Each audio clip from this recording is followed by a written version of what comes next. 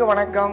இன்றைய தினம் சுதினம் குரோதி வருஷம் தட்சிணாயனம் வருஷ ரிது புரட்டாசி மாதம் 31ஆம் தேதி 17/10/2024 வியாழக்கிழமை குருவாசரம் பௌர்ணமி 28 நாழிகை, அதாவது சாயங்காலத்தில் 5:30 மணி பர்யந்தம் அமைந்துள்ளது. இன்றைய தினம் பௌர்ணமி திதி சாத திதியாக நாம் அனுஷ்டிக்க வேண்டும். ரேவதி நட்சத்திரம் 28 நாழிகையும் வியாகாத யோகம் 2 நாழிகை 42 வினாடியும் அமைந்துள்ளது. ஹர்ஷ என்ற யோகம் 52 நாழிகையும் பத்ரா என்ற கரணமானது 1 நாழிகை 42 வினாடியை மாத்திரம் வியாபித்திருக்கிறது. பிறகு பவகரணம் ஆரம்பிக்கிறது. தியாஜ்யமானது சில வினாடி துளிகளே அமைந்துள்ளது. இன்றைய தினம் கன்யா சுக்ல பௌர்ணமி திதியானது ஸ்ராத்த திதியாக அனுஷ்டிக்கத்தக்கது. இன்றைய தினம் பௌர்ணமி விரதம்.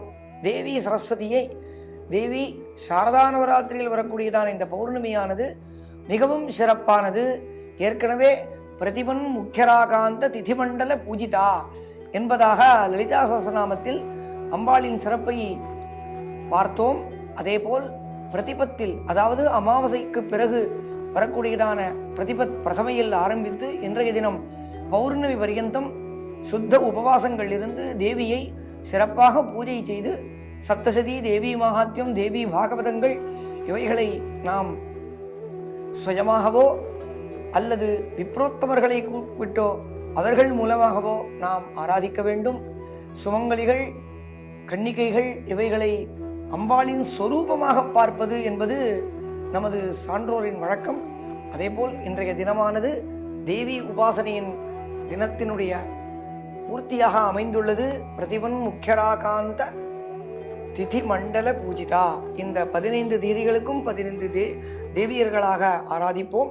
இன்றைய தினம் பௌர்ணமி திதியில் அம்பாளை ஆராதித்து சாரதா நவராத்திரியை இந்த பௌர்ணமியில் பூர்த்தி செய்து நாம் அம்பாளின் கட்டாட்சத்திற்கு பரிபூர்த்தியாக அனுகிரகத்திற்கு பாத்திரமாகுவோம் என்பதாக சொல்லி இந்த புரட்டாசி மாதத்தை இன்றைய தினம் பூர்த்தியாகிறது. நாளை ஐப்பசி மாதத்தின் சிறப்பை பார்ப்போம். வணக்கம்.